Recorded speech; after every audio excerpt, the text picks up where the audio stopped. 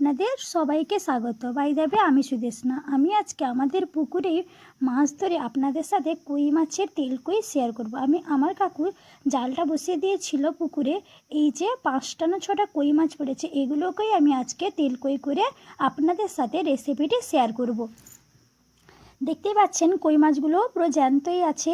এরপর আমার মা কেটে দিচ্ছে কই মাছগুলো। কই মাছগুলো কাটতে কিন্তু কষ্ট হয়, তাই জন্যে মা এখানটায় কেটে দিচ্ছে। কই মাছের অনেক কাটা থাকে, দেখতেই পাচ্ছেন মা এইভাবে কেটে দিচ্ছে কই মাছটাকে। আপনারা আমার চ্যানেলটা সাবস্ক্রাইব করে রাখবেন এবং আমার ভিডিওটা দেখে একটা লাইক করবেন।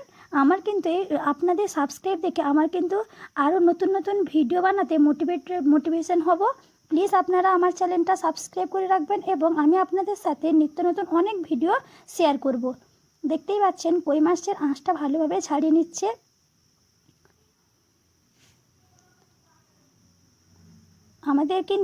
আমাদের পুকুরে কই মাছগুলো ছিল, তাই জন্যই জাল বসিয়ে খুব সহজেই মাছগুলোকে ধরে আপনাদের সাথে একটা নতুন ভিডিও শেয়ার করলাম।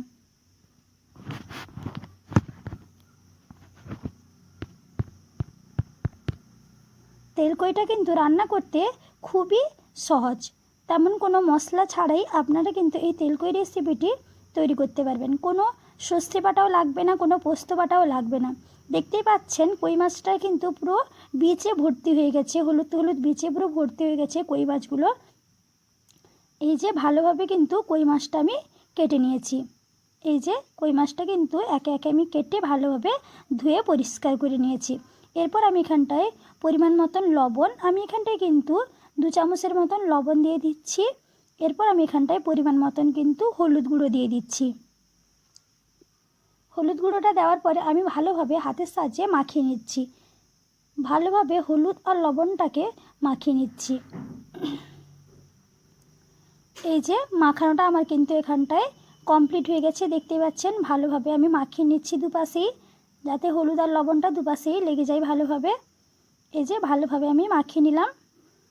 এরপর আমি এখানটায় আদা কুচি নিয়েছি একটা, আর নিয়েছি 2টো শুকনো লঙ্কা, আর এখানটায় আমি নিয়েছি মৌরি। আমি কিন্তু এখানটায় স্পেশাল একটা মশলা তৈরি করছি, তার জন্য আমি কিন্তু এখানটায় মৌরি নিয়ে নিয়েছি 3 চামচ। এরপর আমি এখানটায় নিয়েছি জিরে, গোটা জিরে যেটা হয় কাঁচা জিরে, সেটা আমি 3 চামচ নিয়েছি। এটা কিন্তু একটা স্পেশাল মশলা, এই মশলাটা দিলেই কিন্তু তেলকইয়ের টেস্টটা আরও দারুণ হয়ে ওঠে, আরও দ্বিগুণ হয়ে উঠবে এই রেসিপিটা দিলেই। দেখতেই পাচ্ছেন এই মশলাটা আমি তৈরি করার জন্য আর এখানটায় দিয়ে দিলাম গোটা গরম মশলা, এলাচ, দারচিনি আর একটু অল্প পরিমাণে কাঠ। এরপর আমি এখানটায় দিয়ে দিচ্ছি জল। জলটা দিয়ে আমি কিন্তু এটাকে ভালোভাবে পেস্ট করে নেব। আপনারা কিন্তু এই মশলাটা অবশ্যই তৈরি করবেন এবং এইটা দিয়ে রান্না করবেন, খুব ভালো হবে। এদিকে আমি কড়াইতে তেল দিয়ে দিয়েছি, তেলটাও হালকা গরম হয়ে এসেছে। এরপর মাছগুলো দিয়ে আমি ভালোভাবে ভেজে নিব। মাছটা দেওয়ার সময় কিন্তু আমি গ্যাসটা লোতেই রেখেছি, দেখতেই পাচ্ছেন। আমি গ্যাসটা লোতে রেখেই মাছগুলো দিয়ে দিয়েছি এবং আমি এটাকে ভেজে নিব। দুপাশে লাল লাল করে আমি মাছগুলোকে ভেজে নিব। দেখতেই পাচ্ছেন আমি খুন্তি দিয়ে দুপাশে উল্টে পাল্টে ভেজে নিচ্ছি।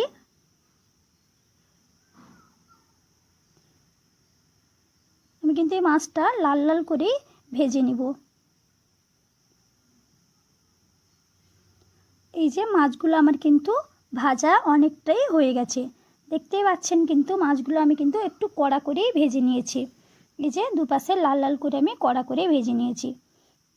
তেলকই রেসিপিটা কিন্তু আমি আজকে আপনাদের সাথে শেয়ার করছি। খুবই সহজ এবং খুবই কম সময়ে এই রেসিপিটি তৈরি হয়ে যায়। কোনো সর্ষে বাটাও লাগবে না এবং কোনো পোস্ত বাটা কিছুই লাগবে না। অল্পতেই এখানটায় কিন্তু খুব সহজেই এই রেসিপিটা তৈরি হয়ে যায়। আপনারা এই রেসিপিটা একবার করবেন, দেখবেন খুবই ভালো লাগবে। এই যে মাছগুলো আমি ভেজে নিয়েছি, এবার ভাজার পর আমি কিন্তু তুলে নিচ্ছি। মাছের কালারটা দেখেই বুঝতে পারছেন আমি কিন্তু কড়া করে একটু ভেজেছি।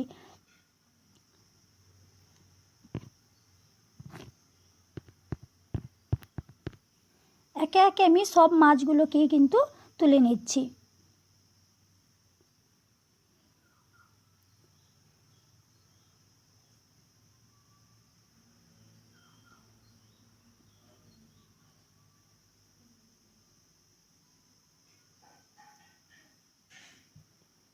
এদিকে আমি একটা টমেটো কেটে নিয়েছি, আর আমি এখানটায় একটা বড় সাইজের পেঁয়াজটাকে পেস্ট করে নিয়েছি এবং আমি এখানটায় কয়েকটা কাঁচা লঙ্কা নিই, আর যেটা ভিজিয়ে রেখেছিলাম সেটা আদা, শুকনো লঙ্কা এগুলোকে আমি বেটে নিয়েছি।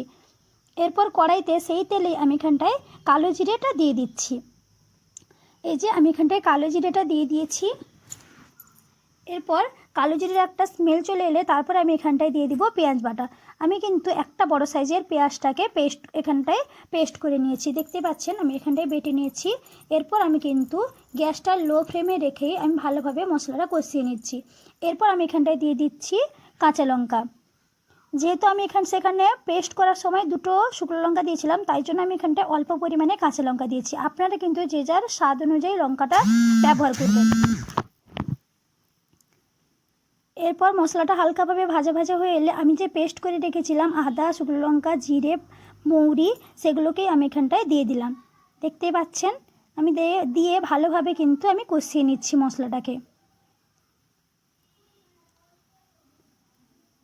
এই যে ভালোভাবে কষিয়ে নিচ্ছি মশলাটা। এরপর আমি এখানটায় দিয়ে দিব হলুদ গুঁড়ো। অল্প পরিমাণে আমি কিন্তু 1 চামচের মতোই হলুদ গুঁড়োটা দিয়েছি।